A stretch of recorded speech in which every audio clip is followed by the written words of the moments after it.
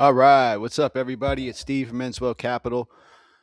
Just want to take a moment to address some of the questions. I know some people are not quite understanding how to use the ex post and ante session notes and the realized volatility regime classification system. So I just want to thank you, first off, everybody, for just being with me this whole time and allowing me to kind of guide you on this journey and be a part of it.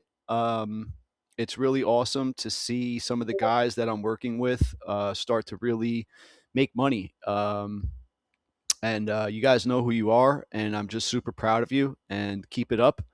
And to anybody else that is on this journey with me, I just want you to know that over time, you keep working, you keep doing the right thing, it will pay off, okay?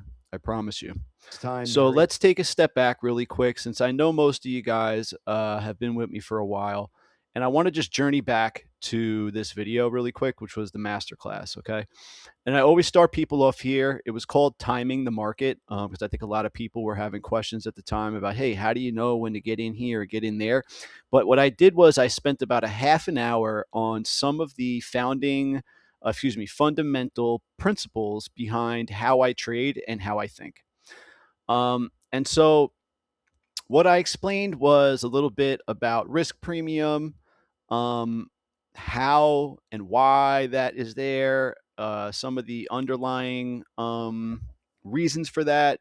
And you can go ahead and you could brush up on that if you want. It is a great place to kind of start and get acquainted um, with everything that I have going on. Okay, especially this Ambrose study. This is really important to understand. And so this is again a great place to just go ahead and get acquainted with some of the different types of volatilities and understand what everything is. And so, assuming that most of you guys have been with me for a little while, I'm going to assume that you pretty much understand all that stuff already. So, we're going to take it now to where we are currently. This is a chart of Fridays after the close. And what I have here are all of our risk levels. I incorporate auction theory. So we have some November value levels, we got some gaps, and we have the standard deviations of expected moves plotted here. Okay. Here's your one standard deviation, two standard deviation, one standard deviation, two standard deviation. Okay. And so really quick, I want to give you guys a little bit of a breakdown on how to use the realized volatility regime classification system to your advantage while you're trading. I want to give you a little bit of background on the methodology and thought process behind it, and how I'm thinking and how I handle markets. So I have a much different view than what you're going to see out here from a lot of people. I think a lot of people are a little bit too focused acutely on gamma and delta. And I think they're kind of bypassing a lot of the more important things that would allow you to step back and really see what's going on. I think it's the equivalent to being on like a 1 or 2 minute chart, okay, when you're focusing on that alone. You want to step back, look at the 30-minute, right? Look at the hourly, look at the 4 hour, look at the daily, look at the weekly, right? Check out the monthly chart and see where we really are. And so that is where my remember I told you if we closed under 67.50, it was going to be all hell breaking loose. Okay, so my theory and what I could prove, right, is that gamma is not the true cause for pinning markets. Okay. Again, I agree that acutely local positions and dealer hedging feedback loops dominate price path. All right. There's no discrepancies there. Okay. When we see these profiles, right, and we approach these large gamma strikes, we know what happens, right? Volatility is suppressed, realized volatility is suppressed. And the SIBO white paper that I always encourage everybody to go ahead and look at, it's called Gamma Squeezes. And you can get that by searching SIBO Gamma Squeeze. Okay. So just in case you don't trust those levels, all right, and I'll throw this in the Discord. I'm sure it's probably in there, but you definitely want to read this and understand what positive gamma is and also what it isn't. Okay. Um, so now that that's been said, so I agree that acutely, right, these local positions and dealer hedging feedback loops dominate price path, but I disagree that it is that the pinning is caused by gamma, delta, and charm strictly. Okay. So contrary to popular belief, you'll hear people say that there's no Vega in zero DTE options. Vega is an option sensitivity to implied vol. Black Scholes implied vol is constant, and we know that volatility is not constant. So Black Scholes has a function, okay, and I'll show you this really quick. Black Scholes equation.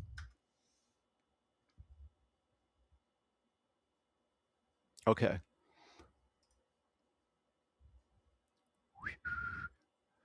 Where are we here? Okay. Time to maturity. Okay. That T time function smooths out your Vega P&L and reduces the impact of implied volatility on your P&L the closer to expiration. All right. It doesn't mean that there's no implied vol in zero DTE options. There's higher implied vol in zero DTE options due to event risk, makes it more erratic. So large swings in implied vol are going to have less of an effect on your P&L, but it doesn't mean that it does not exist. All right. Then you hear me talk a lot about Vanna and Vanna rallies. Okay. And so I made these videos that you guys have all seen on my YouTube, right? And I talk about the Vanna rally. You go ahead and pull this one up really quick for you guys.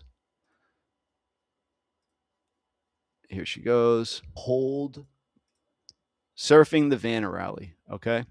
Using trace to spot clues and participant position. This was a really big video. A lot of people got a lot out of it. And so Vanna, on the other hand, is a second order Greek that measures the sensitivity of implied vols to an options delta. So when I say Vanna rally, it's because implied vols are too high. That comes down. Vanna is going to kill that options delta. And so the dealer is going to have to buy to hedge that to stay flat. And people that are in those options are going to want to get out of them, right? And people are going to naturally get long because when volatility comes down, right, that has a bullish effect. So remember also, as far as the index is concerned, spot vol correlation it's inversely correlated, right? So here is I really probably don't need to explain this to you guys too much because this is pretty well known, that when the VIX goes up, right, what does the SPX do? It goes down, right? So here's a 5-minute chart. Okay, we all understand that spot vol correlation is inverted, right? So that goes for, there's many shades of volatility, but that goes for this is the more constant relationship. Okay, when you have an outlier where people may say like blow off top, right, where volatility is rising into a rally, that's a major concern. That's not a stable rally, right? So spot vol correlation is inversely correlated. They have a correlation of about a 0.8 out of 1.0. The Qs and the SPX have a 1.0, and they move in opposite directions. So when implied vols drop, that's going to support a market, and it could lead to a mushy chop, right? Or it could be a rip. But either way, the market's price path is sharp and lower. Expect implied vols to rise. And if it's moving higher, pay attention to what implied vols are doing, because if it's moving higher, implied vols are likely coming down. If they're not, that's unstable. Okay. And so if you notice this price action right here on Friday, just to point this out for you. And again, I'm stating the obvious, but I want everybody to look at this. You see this day right here that we had? Let's go ahead and let's remove that first shock and let's see what we really have, right? Looks like a Vanna rally. Look at that. What is this? Right? And so we opened up on Friday, just so I'm on point, and we had a 47% IV. Okay. So I want you to think of volatility as a fire. Bashad, actually, one of my favorite researchers, he likened volatility to an earthquake, to a forest fire. And my personal favorite one, because I did have a little experience with e-commerce, was Amazon sales, like a burst of Amazon sales. If anybody has ever had like an e-commerce website, sometimes you just get a burst of sales out of nowhere. It may not be because you did an ad or anything, it's just a burst. And then things go back to how they were, the normal state. So think of volatility as a fire, right? And so in order to keep that fire blazing, more um, you need more coal for the fire. And what is coal? Coal is like uncertainty, geopolitical risk, event risk from a number or something like that, right? And so there's many shades of volatility. We have the VIX, which is derived from 27 to 32 DTE, excuse me, SPX out of the money options, and those options decay. Okay, so we have the VIX, which by design will mean revert when those options decay. So when people go to short the VIX, it's because it's constructed out of options that by nature are going to decay. So it's not so much a directionality trade as much as it's like a mathematical, theta trade when you sell the VIX, because this is calculated right from 30 DTE, around 30 DTE, right? SPX options, 27 to 32, and those are going to decay. So when we come over here and we look at like 31 DTE implied vols, right? We take a look at that, we see it's 30, right? And then we come over here and we take a look at the VIX and we see it's 30. We're like, okay, this is making sense, right? Because it's derived from the options in around this area. Okay, that's how it's calculated. That's the SIBO methodology. And you can go ahead and check that right here. This is a white paper from the SIBO. This is going to explain everything about how the VIX is calculated and all the other VIXs that there are, the math behind them. And this is really important to understand. It could seem overwhelming and confusing. It's really not. Just take a look at it. Ask AI to give you answer a couple questions if you have them. And so, like I said, there's many shades to volatility, and those options are going to decay in terms of the VIX, right? So, but the VIX is not a fear gauge. Okay, that's like it's like a stereotype or something, right? It's interpolated 30-day forward volatility for the VIX. So it's not exact 30 DTE. It is a forward looking volatility reading. So if you want to see 30 DTE fixed strike vol, we'll just come down here. We'll say it's March 9th, right? And we'll go look at April 9th and we'll say, okay, cool. This is 30 DTE fixed strike vol. Okay. The VIX is forward volatility. Okay. And so because volatility clusters and VIX being 30-day forward vol gives you a report on what the SPX weather will be like over the coming weeks. Okay. So options, as we know, they are overpriced by nature. Okay. Everybody needs to make a buck. If I bought Yeezys like and sat online at Foot Locker and I waited 10 hours to buy these Yeezys and I paid $200, I'm going to sell them to you for $350. Why? Because I sat in line, I took the risk of going to get the sneakers, and even though sneaker shopping obviously is not risky, option shopping is risky, right? So there is a risk premium that is embedded into these options, okay? And so this is called the variance risk premium. Okay. Yes. So again, dealer feedback loop is responsible for price path variance. However, this is where I take a step back and I say those positions that are present from day to day, they are based on the asymmetry of the risk premium. When realized volatility is greater than what is implied, this is what the realized volatility regime system is all about. Okay. It's letting you know what the current VRP environment is like. And so when you understand what that environment is like, then you can get an idea on what to expect from positioning on trace. And since we understand that there is a lot of risk premium in the market, right, we've been getting these types of profiles often, okay, where we're seeing a lot of, let's zoom this in, where we're seeing a lot puts being sold, right, above the money. So this day on Friday, actually, this was set up for a pin off the rip. They tried to pin this market from before the open. Why? Because there's a lot of risk premium in the options, okay? So it's asymmetric and they want to extract that. And so that's why we're seeing these positions. So we can diagnose the profile and be prepared for the day's path by understanding which vol regime that we currently reside in. When there's no risk premium, this is a market where you want to buy volatility. And when there's a large risk premium, this is when you want to sell volatility. So when you're trading options and the expected move or the straddle, okay, is 30, and we know that the average 221-day ATR, right, for the SPX is about 65 points. So the average that the SPX moves on a day over the last year is about 65 points, okay? So how foolish is it to make a bet with a $50 million iron condor and say, hey, we're going to only move 30 points when on average we move about 65, right? So that's really foolish.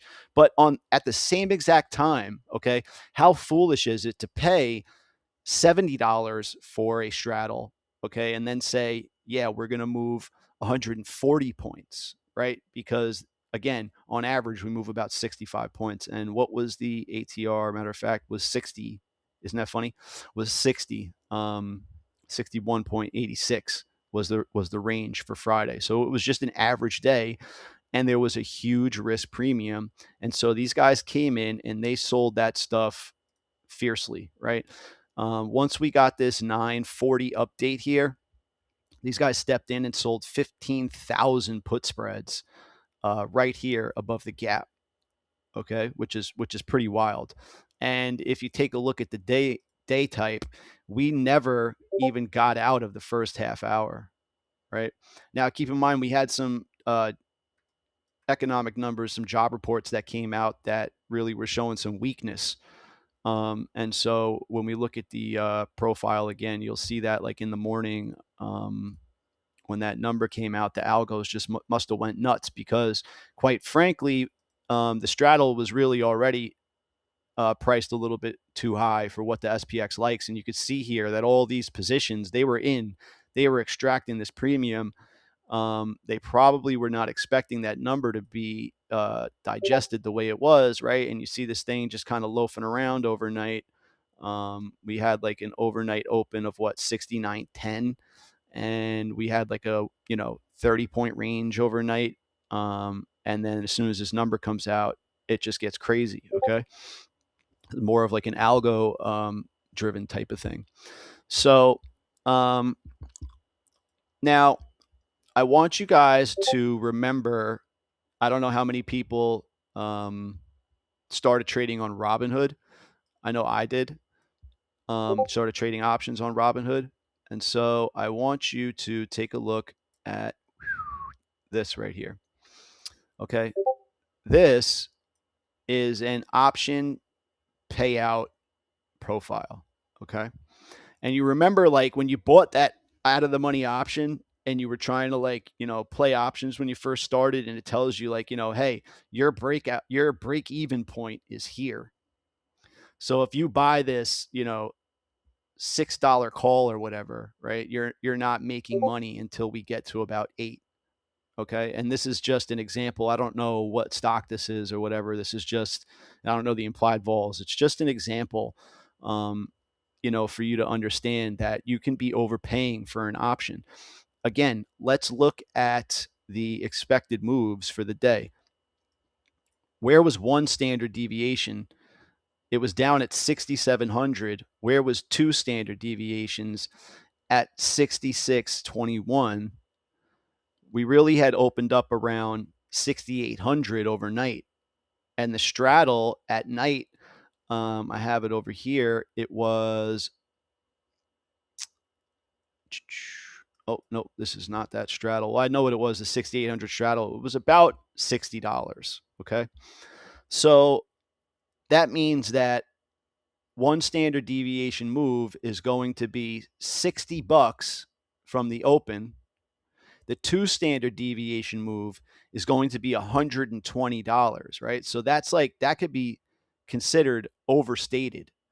And that's when these guys come in and they step in and they're like, well, I'm going to make a $5 million bet that we don't have a 200-point down day today. That's essentially what they're saying. And they step in and they make that trade. And so we get to see that on Trace. And that is the advantage of understanding how to read these profiles every morning. And um, and so every day when I post a profile and I'm diagnosing the Greek profile, what I'm looking at is this. And I'm saying to myself, and I'm like, holy smokes, man, right? But I already know that there's a large risk premium in the market, and these guys are trying to take advantage of it. That's what this is. This is short vol saying that I'm not going to bet, because if you have a $70 straddle, that means that the at the money call and the at the money put are $35 each, right? So instead of saying I'm going to buy this $35 option and make a bet that it goes to 70, because right, we usually want to double our money when we trade 0 DTE options. We want to double, triple, quadruple our money. We're not trading for 10%, right? We're trading for big outsized gains. So when you're buying a $35 option or a put, if you bought one here and you kind of got, faked out or whatever, you got to say to yourself, well, like, what did you really do? What you did was you made a bet, right, that this $35 option was going to double and go to 70. Okay, that's a pretty bold statement. And quite frankly, it can happen, right? We've all seen these things happen before. There are outliers, tariff tantrum, COVID. But again, we want to think about the fire analogy, and we kind of want to like make the judgment and say, like, is this event risk? Is this geopolitical risk that serious? And a lot of times, our perception, based on maybe how somebody is leaning politically, based on what news article they read, based on what influencer they're watching, that could vary, right? Because everybody's got an opinion. Opinions are like belly buttons. So you really have to kind of just stick to the math, okay? And so what I want to show you right now, this is some proprietary data that I would like to show everybody. Just give me a moment here to find this. I've got so much stuff pulled up. Okay. What this is an SPX price chart. This is an expected move chart, okay, with a 21-day EMA moving average. Underneath it, I have 5-day realized volatility in blue, and I have intraday path variance in purple, okay? So, and then I also have the VIX down here so that we can kind of understand when these prices are justified and when they're not. If the straddle comes in and the VIX is a 17, right, we could see here that these straddles are usually like $20 when the VIX is 17, okay? You get higher, you get the VIX around right here. This is like 23, right? And we have straddles around $50, right? But we still see this pattern where premiums tend to top out around $50, okay? $60 has been a bottom right here. $60 has been a bottom, the $60 straddle. Here's a $70 straddle bottom right here. More $60 straddle bottoms, right? Another $42 straddle bottom. This is 50, excuse me. And then we have tops, and these tops coincide with these cheaper straddles. Some of these were $18 straddles. I mean, that's really, really cheap. I mean, we had some misery going back to the summertime. This is July, right? I mean, that was like wicked. We had Captain Condor a lot. He was getting seeked and destroyed. He was putting all these bets. And so this gives you an idea right here in plain sight how you could see that if you don't want to overpay, right, for a $35 call or a put, because this tends to be a bottom. Premiums don't get that much more expensive. We have outliers, right? And potentially we could be moving into one of these regimes now. We need the VIX, right, to confirm, right? So right now, as of the close, the VIX went out at a 30. So we need the VIX to confirm what's justified in terms of straddles. Okay, so everybody was so stumped, and the whole X community was like, "Oh, how did we pin? Go figure." And when I say pin, all right, people think like like there's many terms that get kind of thrown around for that. End of day pin, which is really just the settlement. Like this could be considered a pin, how we kind of pinned up here. In this circumstance, we're talking about this pin, how the market didn't trend, right? We gapped in lower and we got stuck in this range. And so what I'm empirically proving to you guys is that while gamma is realized volatility suppressing, it's the variance risk premium that is the cause of the pin. The gamma is an effect of the positioning. You understand? Not the other way around. Why? Because the positioning that is present is caused by the risk premium, and the effect of that cause are the characteristics of the Greek profile. Heavy purple, heavy red, purple in areas, places where we can't get above or below. Why? Back to the SIVO paper, it's a realized volatility suppressant. Okay? So I've created a proprietary vol regime detection system. Each regime has different characteristics, and by acknowledging the current volatility regime, we can better prepare ourselves for the coming day's price action. Remember that volatility clusters. So the best indicator for tomorrow's volatility is often today's, okay? And that is a Ewan Sinclair quote. So let's go ahead and let's talk about these notes. All right. And so when I talk about path variance, what is path variance? Okay. Path variance is, it's stated, there's two of these that come out, right? We have a close to close measurement. And I don't know if you guys recall, a lot of times you may have remembered Brent in the tariff tantrum saying that realized volatility, which was a close to close measure, just wasn't capturing the intraday variance, right? And so in order to capture that, what we need to do is we need to record intraday variance using variance swap methodology, okay, which is going to use 1 and 5 minute bars instead of a close to close look back. And so what we could see is that path variance was extremely high. It was a 15. And so also what we could see here is that realized volatility was kind of stuck during the week. And I like to look at the closer realized volatility because we're short dated. So I like the 5 and the 10. Even the 10 can like lag a little bit because it's an average, right? But the 5-day and the 10-day are really going to be like your best friends when you want to know, like, what's going on acutely. And so we could see that Friday actually not only was path variance high, but 5-day and 10-day realized volatility made a high for the week on Friday, even though we pinned.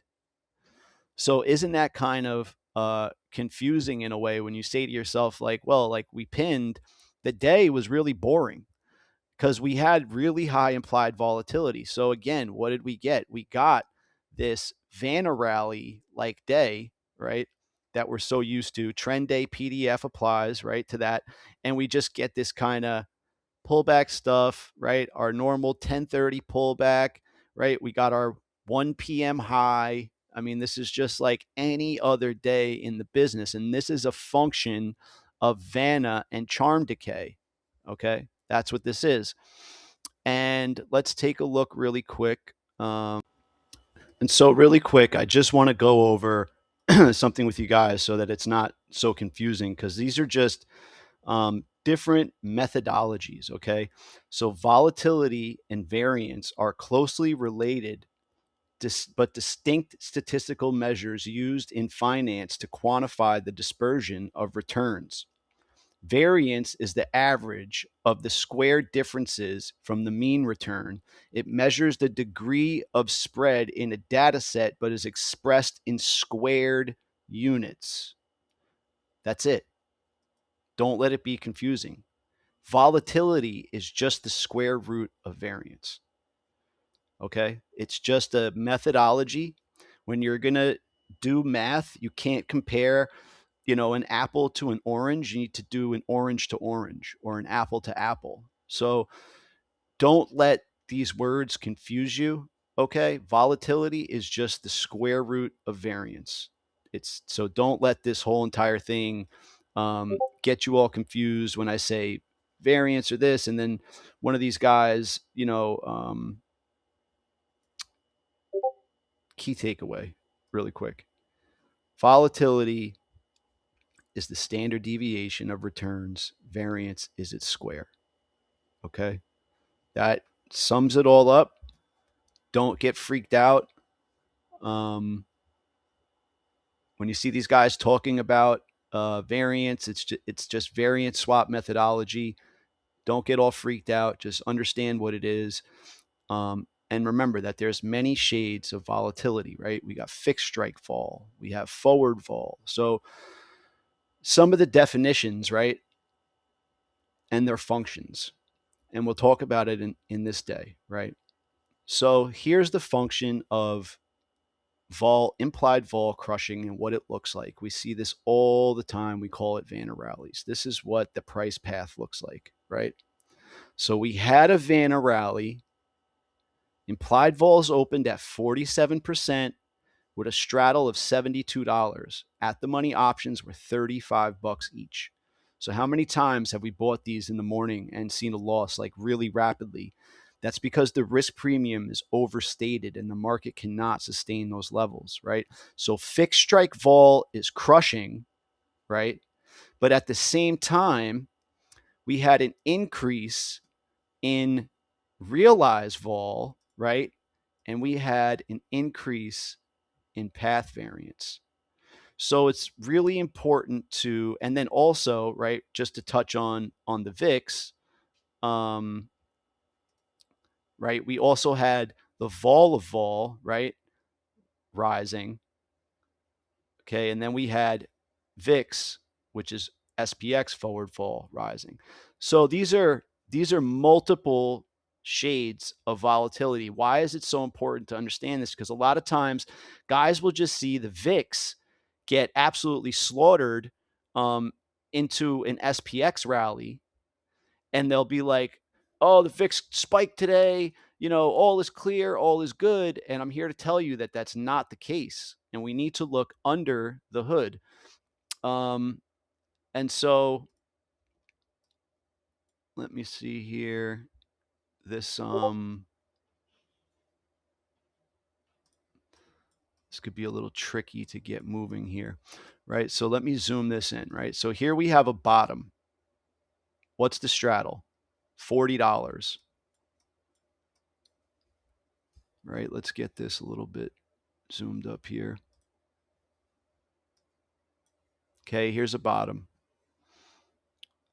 We have realized volatility rising, path variance rising into this. Okay. You don't get the all is clear until this starts cooling down. Then you get this move. Then guess what happens? What's the straddle? $22. It's too cheap. Then what do we get? Another decline, right? And then what happens? The straddle gets overstated, $50 again, right? We see realized volatility increasing into this decline, path variance increasing into this decline, right? Then what happens? We get here. straddle is too cheap, right? So this is a reflexive process in the market.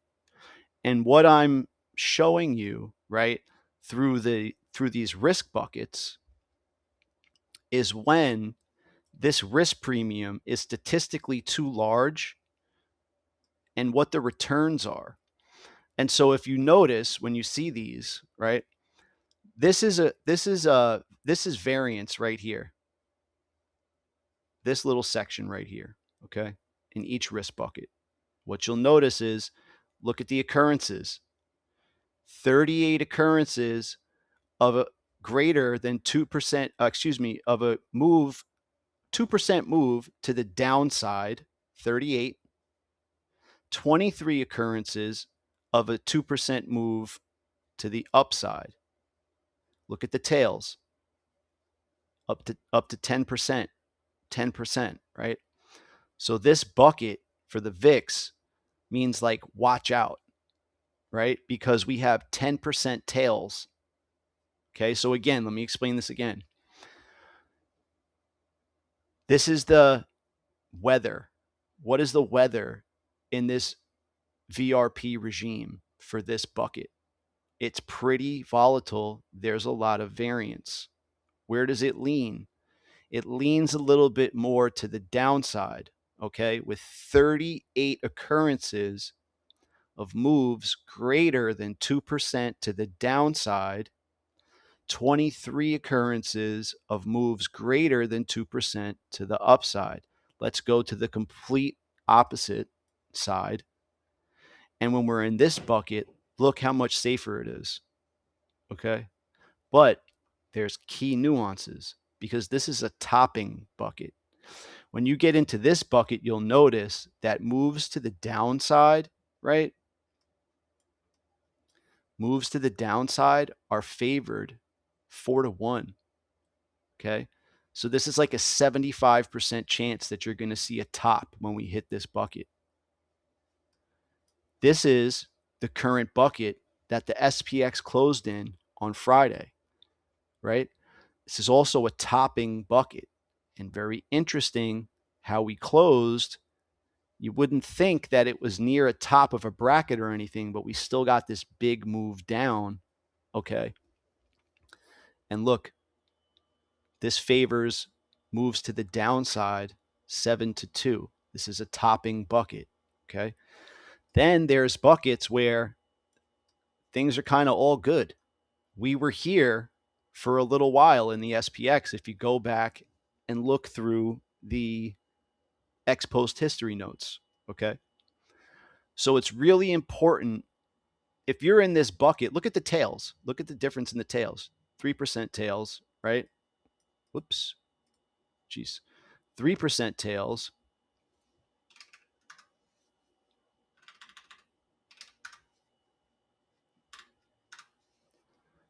So we have, geez Louise, man, can I catch a break today? We had 3% tails.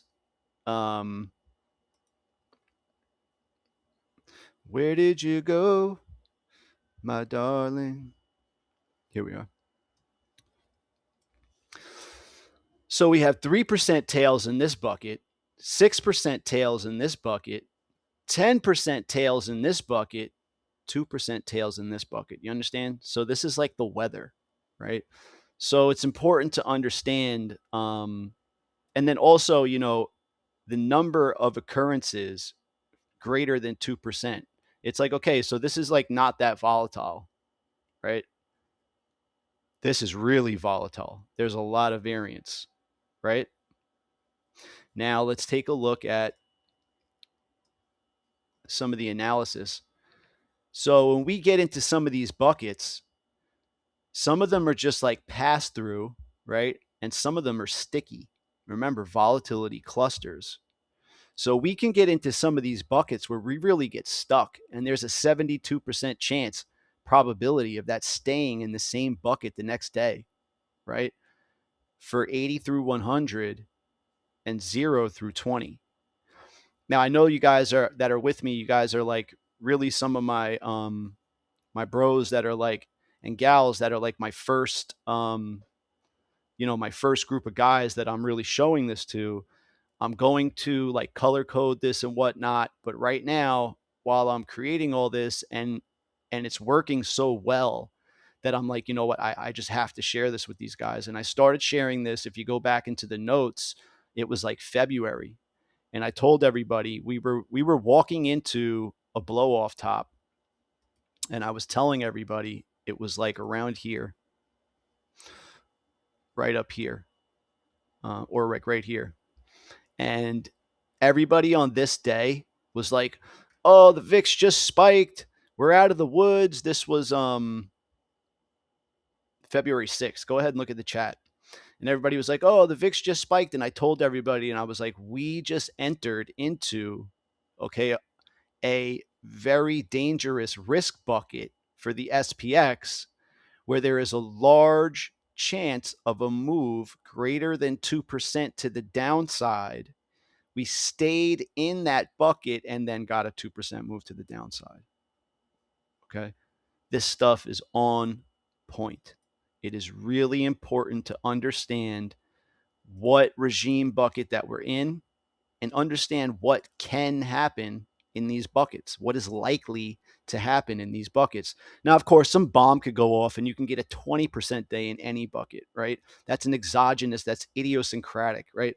But we want to talk about like what is more probable to happen, X exogenous or X idiosyncratic events. Okay. Now let's take a look at the VIX. So what we had actually was the SPX was actually in a pretty stable bucket for a little while. If you recall me posting. However, the VIX was not. The VIX has been stuck right here. Okay. And so look at the tails on these things, right? Look at this one. Currently, we're right here. Okay. This is 10% moves. So this is to the upside. In this bucket, 488, this is time, n equals time. So 488 samples over 2,000 days. And I ran this bucket over, I ran all of these buckets really quick, just so you know, when weeklies came out. So when first there was quarterly expirations only, I started when weeklies came out. Then I ran it again when Monday and Wednesday expirations came. And then I ran it again when it was full 0 DTE. Okay. So this is like a really, this is really robust. All right. And so you could see the differences pre 0 DTE and X inception of 0 DTE options. So it's robust. And so like I said, when you're looking at this stuff, there is no risk premium in the VIX right now, right? Look at the VIX. Okay, what do we see? 140 IV. Realized vol is 196. Every day this week, there has been no risk premium, with the exception of a little bit of a baby premium on the third. Look at this. No risk premium. That means buy VIX volatility. Okay? Don't pay attention to this right here. That means buy VIX volatility. Those signals are for the SPX, not for the VIX. It doesn't say short the VIX. It says short the SPX, because I'm an SPX trader. So this is telling me to be long volatility. And this is a safe short for the SPX, not for the VIX. That's why I'm saying I don't post that, because I don't want anybody to get confused yet. There are signals. There's bottoming signals. This system catches the bottom to the T for the tariff tantrum, and I'm talking about nailed it. It nails every bottom. And I'll tell you when that happens. It happens when the VIX cashes a check that writes a check that it can't cash. Right now, it's cashing all of its checks. It wants its money. There is no risk premium, right? But there is a point where that will get overstated. And guess what happens? They come in and they pin the VIX. Why? Because there's a risk premium. Right now, there's no risk premium in the VIX. Okay. And again, acutely, there will be gamma and dealer functions, but those positions are going to be there based on the risk premium. Okay. And I have a proprietary methodology that I'm using to pull these distributions. All right. They're shaped more like a power law. They're less Gaussian. The markets are not Gaussian. Okay. They're a power law. They're shaped more like the letter L. They're not, they're not like a Gaussian distribution. They're not like the normal Gaussian distributions that we trade with, like a linear regression or something like that. That's actually not the market's true distribution. Okay, so when we come out over and we look at the notes in the morning, let's go back to we'll go to the AM monitor. And what I use is I use auction theory. Okay. I post like some of the more important, I have a ton of hedge fund letters that I get and all this stuff. So I'll post those and I'll diagnose the Greek profile. And I always say to read, this is why I don't really stress on getting this out just after the close, because this is meant to really be read like in the morning. Okay. It's like you want to understand in the morning what happened yesterday. Okay. You want to really, really understand what regime that we're in and what can happen. You want to know, hey, is path variance going down or not? Well, let me check really quick. What can I expect today? So today, Friday, it was a 14, right? Let's go see what it was on Thursday. Wow, a 14.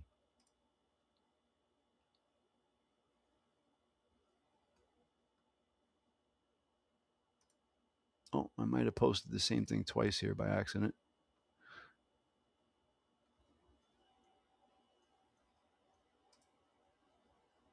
That's my mistake.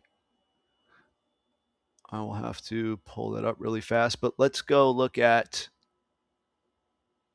path variance from Wednesday. Was a 10. So things actually were, path variance was a 16. And realized vol this whole entire time was like stuck at 10. It was actually coming down a bit, right? When we go back. So it's really important to understand all of this stuff, the process that repeats over and over and over again, right? Remember the straddle chart, right? Options get too expensive, $70 straddle. We get a Vanna rally. Why? Because the implied vol is open at a 40. That's unsustainable, right? Think of coals in the fire, right? So that goes back to its normal state. But guess what? We could also just see more average true range compression.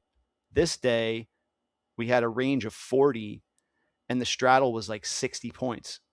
This is when it's a good time to sell premium through these Vanna rallies. You want to sell premium. Okay.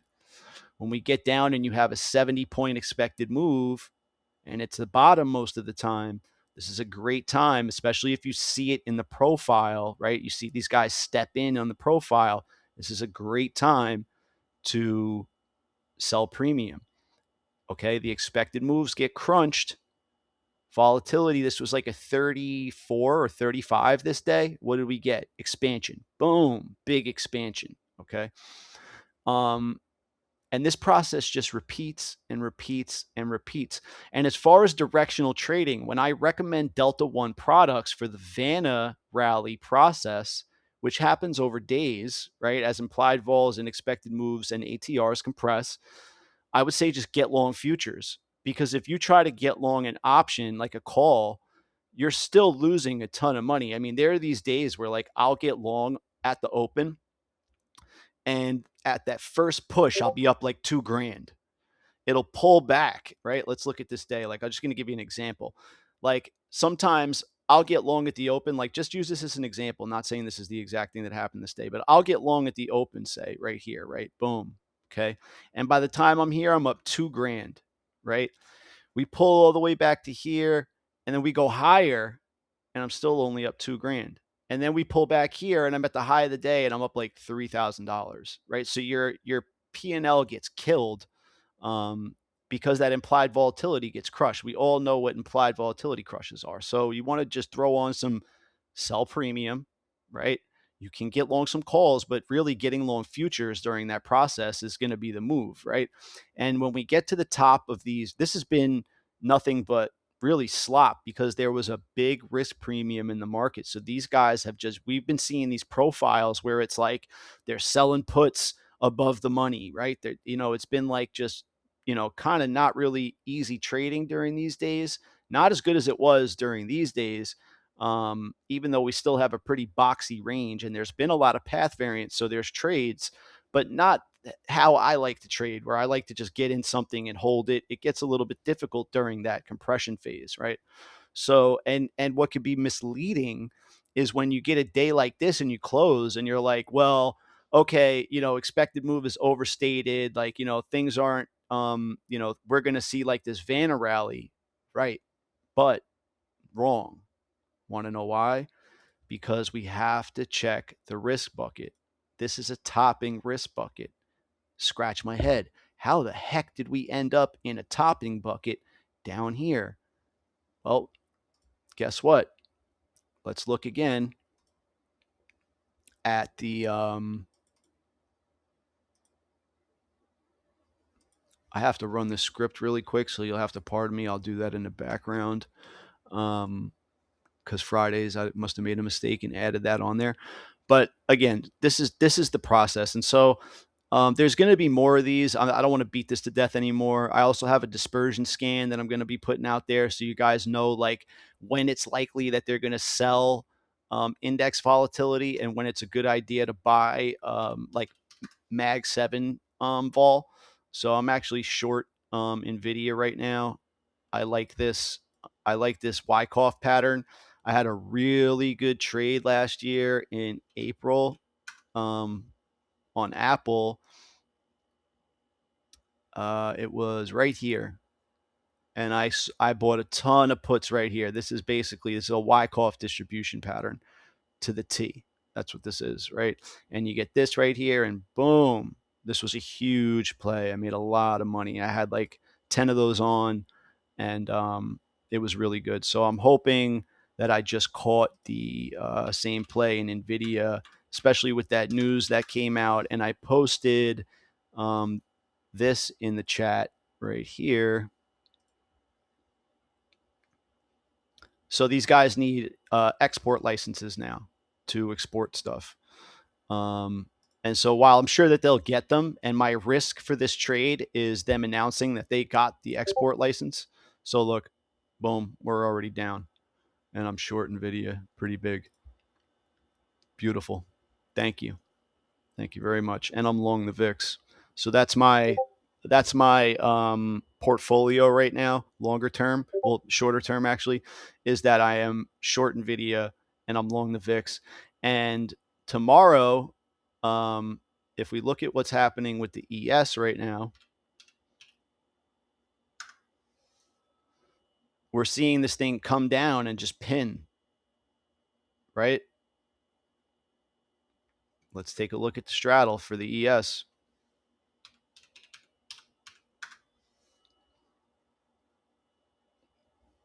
Holy smokes, it's $100. Sheesh. What do you think they're going to do with that? Sell it? That would make sense, right? And what are we seeing? We're seeing this thing pin right now. Where are you, buddy? Right? Look at this. Mush, slop. Now, when those volatilities and premiums normalize, right, then we'll see this continue or not. Okay. That's good. That goes for the SPX, that goes for anything that you trade. And this system is going to get more robust. It's going to include single stocks and everything. This is like super, super. When I tell you guys are like the first, you guys are like the first. You know what I mean? So I just wanted to make a quick video, show you guys how you could use this stuff. If you have any other questions or something or concerns and you're not still clear on something, just go ahead and ask me. This video is really just for the guys in the chat. It's not meant to be like a broadly watched video. I have a website that I'm going to be hosting all this information on, a dashboard. It's going to give you like let you know when days are dominated by Vanna. It's going to let you know when these expected moves are. And obviously, I tell everybody in the chats anyway all the time. So I'm always sharing my stuff. But we just want to keep an eye, because if we look at the outlier, which was, we had a straddle high of 150. This is the SPX, okay? So, and that was like the high here. This is only a year chart that I have this on right here. I have like a more historical, but I just wanted to take a piece of this. If you notice up here, I could just change the look back period or whatever. But I just wanted to take a piece of this and show you guys for the year. Because a lot of times it's like, well, what's happening now? What is more likely? And then the moving average is really cool. So you see, like, we kind of just have gotten above that moving average. It looks like we're going to have a nice spike. We're looking at the VIX rallying. I personally think we could definitely see like a VIX 40 or something like that. And that doesn't really have anything to do with like this geopolitical stuff as much as it has to do with like position offsiding in the VIX ETNs. And by that, I'm talking about the UVX, the UVIXY. Okay. I'm talking about, these guys are like, they're shorting these things to death. And they do this stuff to farm yields in the end of the day. And if you listen to Kem Carson, where he explains to you how like the 60-40 portfolio is not really going to work in a stagflationary environment, So what do these guys want to do? They want to monetize and assetize volatility, because we're going to have a lot of chop. We're going to be stuck in these ranges. Okay. And I listen, I don't give predictions. I'm not telling you what it's going to be next year. However, I do trust Chem's judgment, because he's got a really, really robust data set that he does this off of. They've got all types of news clippings from the 1800s. They understand geopolitical cycles. They understand stuff that that really, really matters. And I really encourage people to watch his stuff and just get an idea for like what's going on, and don't get too hung up on acutely like all of this nonsense with the presidents and who it is, and what they think of these people. Just understand the cycles. Understand populism, understand globalism. Look at Europe, look at Germany, right? You see how populism's coming back. They want the immigrants out of Germany. This is all a cycle. It's all coming full circle. This is not the first time this has ever happened. I'm going to go ahead and I'm going to update this script for the chat for 3.6. You know what? It is. I did it right here. Wow. Look at me. Look at this. I did. I just screenshotted the wrong one. Holy smokes. Forgive me, folks. Forgive me. It's a lot of stuff making these videos, believe me. And I wanted to just get this out fast, but I needed to explain a lot of things to everybody. So it wasn't so easy to just knock this out over the weekend. And I also have a white paper that I'm releasing that really is very contrary to everything that we've been taught, which is that this positive gamma pins and all this stuff and everything like that. And guess what? We were in negative gamma and we pinned. Why is that? Risk premium, because risk premium is the greater force. Gamma is the effect. The cause is the VRP. Okay. And I've been saying this for a while, all the way since the master class. These are my founding principles of Enswell Capital. This is what I stand on. I prove it empirically, and I share it with my colleagues in hopes that you guys can benefit and profit from it alongside of me. All right. That's the whole deal. So everybody, God bless and happy trading. Okay. If you have any questions, hit me up in the chat. Take care.